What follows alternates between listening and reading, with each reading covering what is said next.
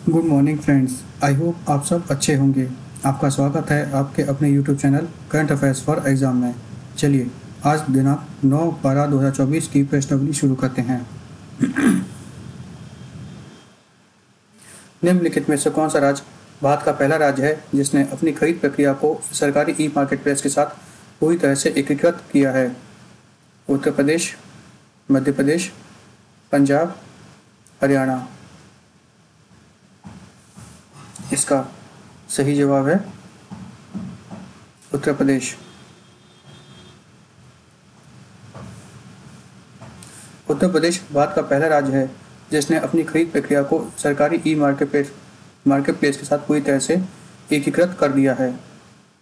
GEM खरीद प्रक्रिया को अधिक पारदर्शी और कुशल बनाने में मदद करता है।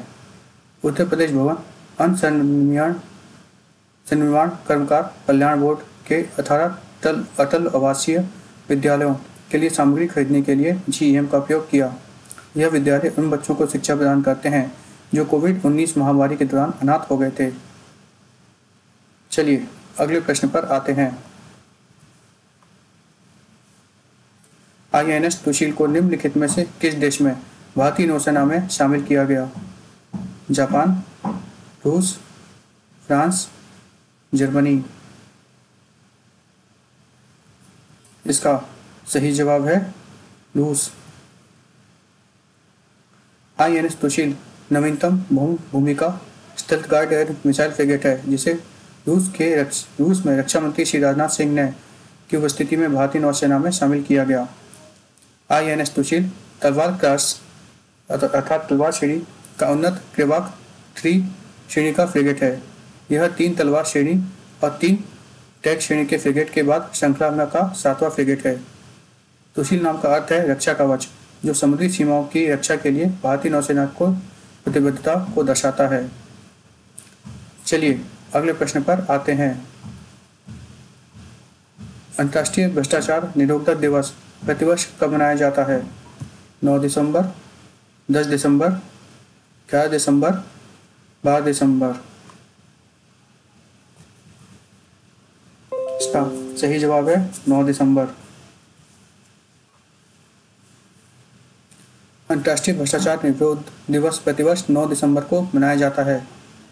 अंतर्राष्ट्रीय भ्रष्टाचार विरोध दिवस का उद्देश्य भ्रष्टाचार और उसके हानिकारक प्रभावों के बारे में वैश्विक जागरूकता बढ़ाना है तथा इससे निपटने के लिए सामूहिक कार्रवाई को आग्रह करना है। संयुक्त राष्ट्र महासभा ने भ्रष्टाचार से निपटने और उसको रोकने के लिए कन्वेंशन की भूमिका को उजागर करने के लिए इस दिन का नामित किया था। संयुक्त राष्ट्र महासभा ने 31 अक्टूबर 2003 को UNCAC को अपनाया और 9 दिसंबर को अंतर्राष्ट्रीय भ्रष्टाचार विरोध दिवस के रूप में घोषित किया। अंतर्राष्ट्रीय भ्रष्टाचार विरोधी दिवस का 2024 का थीम है uniting with youth against corruption, shaping tomorrow's integrity.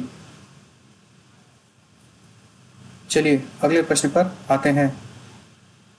निम्नलिखित में से किस PSU ने डिस्कॉम को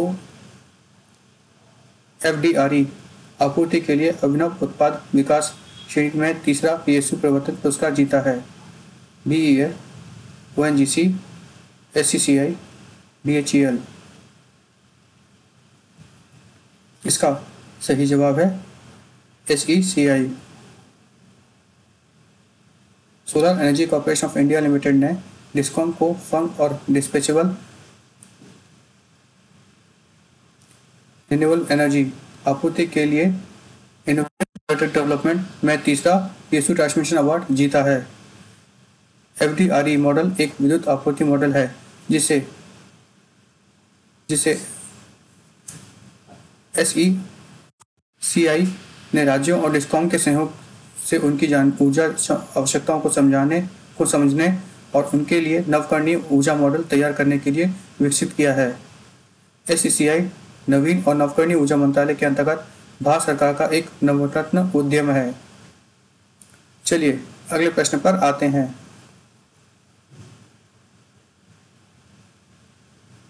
निम्नलिखित में से किसने व्यापक बीमा जागरूकता के माध्यम से महिलाओं को सशक्त बनाने के लिए बीमा सखी योजना शुरू की है?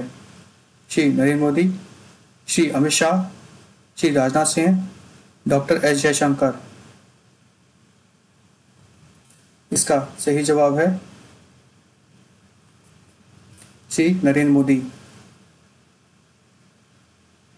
प्रधानमंत्री श्री नरेंद्र मोदी ने भारतीय जीवन बीमा निगम की बीमा सखी योजना का उद्घाटन किया, जिसका उद्देश्य वित्तीय साक्षरता और बीमा जागरूकता के माध्यम से महिलाओं को सशक्त बनाना है। प्रधानमंत्री मोदी द्वारा शुरू की गई बीमा सखी योजना का उद्देश्य 18 से 70 वर्ष की आयु की महिलाओं को स्वयंसेवी बीमा एजेंट के रूप में सशक्त बनाना है। प्रशिक्षण और वजीफे के साथ इस पहल का उद्देश्य 2 लाख महिलाओं को नियुक्त करना है, जिससे वित्तीय साक्षरता को बढ़ावा मिलेगा और आर्थिक स्वतंत्रता सुनिश्चित होगी। चलिए अगले प्रश्न पर आते हैं। भारत नेपाल बौद्धिक सांस्कृतिक विरासत सम्मेलन निम्नलिखित में से किस स्थान पर आयोजित किया गया है?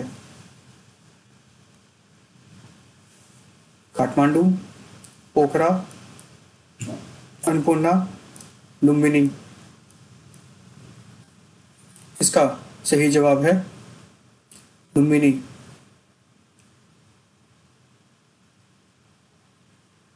भारत नेपाल सांस्कृतिक महोत्सव लुम्बिनी नेपाल में एक वार्षिक आयोजन है जो दोनों देशों की साझा संस्कृति और आध्यात्मिक विरासत का जश्न मनाता है। यह उत्सव शांति और एकता को बढ़ावा देने में बुद्ध की शिक्षाओं की प्रासंगिकता पर प्रकाश डालता है। यह दोनों देशों को जोड़ने वाली समृद्ध विरासत की भी याद दिलाता है। यह उत्सव पश्चिमी नेपाल के रूपन्देही जिले में बुद्ध की जन्मस्थली लुम्बिनी में आयोजित किया जाता है। पहला भारत नेपाल सांस्कृतिक महोत्सव 8 दिसंबर 2023 को आयोजित किया गया था। इस आयोजन नेपाल में भारतीय दूतावास द्वारा किया गया था। चलिए अगले प्रश्न पर आते हैं। निम्नलिखित में से किसने लगातार दूसरा अंडर 19 एशिया कप जीता है? नेपाल, श्रीलंका, पाकिस्तान, बांग्लादेश। इसका सही जवाब है बांग्लादेश।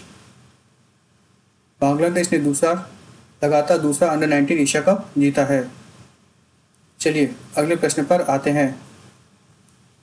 औद्योगिक इंजीनियरिंग और विनिर्माण एक्सपो 2024 निम्नलिखित में से किस शहर में आयोजित किया जाएगा? सूरत, इंदौर, अमरावती, हैदराबाद। इसका सही जवाब है इंदौर। औद्योगिक इंजीनियरिंग और विनिर्माण एक्सपो 2024 का आयोजन इंदौर में होगा। यह एक्सपो एक B2B प्रदर्शनी है जो मध्य भारत के निर्माताओं, आपूर्तिकर्ताओं, वितरकों और व्यापारियों को एक साथ लाती है। चलिए अगले प्रश्न पर आते हैं। उड़ीसा मास्टर्स टूर्नामेंट निम्नलिखित में से किस शहर में आयोजित किया गया था?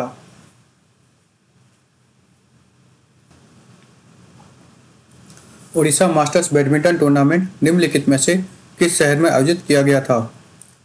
भुवनेश्वर, बलांगीर, कटक, राउरकेला। इसका सही जवाब है कटक। उड़ीसा मास्टर्स कटक में आयोजित एक बैडमिंटन टूर्नामेंट था। इस टूर्नामेंट को आधारिक तौर पर योनेक्स सनराइज ओडिशा मास्टर्स 2024 कहा गया। चलिए अगले प्रश्न पर आते हैं। निम्नलिखित में से किस संस्था ने सार्वजनिक संचार के लिए पॉडकास्ट श्रृंखला शुरू की है? SBI, RBI, PNB, BOB। इसका सही जवाब है RBI।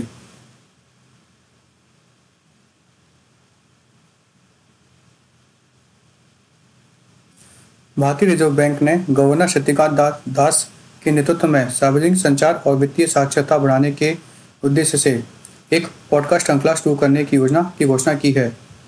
यह पहल RBI द्वारा अपने संचार उपकरणों के विस्तार के लिए किए जा रहे निरंतर प्रयासों को दर्शाती है। चलिए अगले प्रश्न पर आते हैं। राजस्थान सरकार ने निम्नलिखित में से किन देश को प्रवासी राष्ट्रीय दिवस किस दिन को प्रवासी राष्ट्रीय राजधानी दिवस घोषित किया है? 10 दिसंबर, 11 दिसंबर, 12 दिसंबर, 13 दिसंबर। इसका सही जवाब है 10 दिसंबर। प्रवासी राजधानी दिवस प्रतिवर्ष 10 दिसंबर को मनाया जाएगा।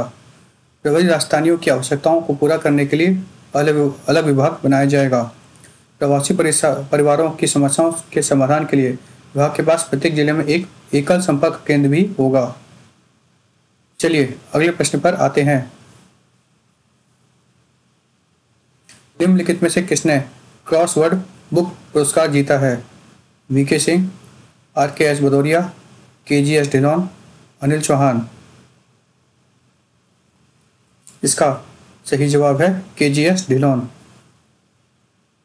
KGS ढिल्लोन ने अपनी पहली पुस्तक कितने गाजी आए कितने गाजी गए के लिए लोकप्रिय पसंद श्रेणी में सर्वश्रेष्ठ गैर काल्पनिक पुरस्कार के लिए क्रॉसवर्ड बुक्स पुरस्कार जीता है। चलिए अगले प्रश्न पर आते हैं। IBBI ने निम्नलिखित में से किस शहर में दिवालियापन समाधान पर एक अंतर्राष्ट्रीय सम्मेलन आयोजित किया है? मुंबई, नई दिल्ली, चेन्नई, कोलकाता। इसका सही जवाब है नई दिल्ली। IBBI ने नई दिल्ली में दिवालियापन समाधान के लिए एक अंतर्राष्ट्रीय सम्मेलन आयोजित किया है। चलिए अगले प्रश्न पर आते हैं। निम्नलिखित में से हाल ही में किस राज्य सरकार ने ऊर्जा कुशल उपकरणों को बढ़ावा देने के लिए ऊर्जा वीर योजना शुरू की है? आंध्र प्रदेश, केरल, उड़ीसा, गुजरात। इसका सही जवाब है आंध्र प्रदेश। आंध्र प्रदेश सरकार ने AP ऊर्जा वीर योजना शुरू की है, जिसका उद्देश्य ऊर्जा दक्षता और स्थिरता को बढ़ाना है। यह एनर्जी एफिशिएंसी सर्विसेज लिमिटेड के साथ सहयोग से है। इसका ध्यान राज्यव्यापी निजी इलेक्ट्रीशियनों को प्रशिक्षित करने पर है तथा इसका लक्ष्य ऊर्जा कुशल उपकरणों को बढ़ावा देना और बेचना है। इस योजना के तहत 1,12,000 निजी इलेक्ट्रीशियनों को प्रशिक्षित किया जाएगा और उन्हें 6 प्रकार के ऊर्जा कुशल उपकरणों का विपणन करना सिखाया जाएगा। इस पहल का उद्देश्य ऊर्जा संरक्षण को जमीनी स्तर पर जीवन शैली बनाना है। EESL और आंध्र प्रदेश महिला विकास एवं बाल कल्याण विभाग ने साथ मिलकर राष्ट्रीय कुशल कला कार्यक्रम चलाएंगे। फ्रेंड्स, आज का सेशन यहीं समाप्त होता है। आपको हमारा सेशन कैसा लगा कमेंट करके बताइएगा तथा लाइक व सब्सक्राइब अवश्य कीजिएगा। धन्यवाद।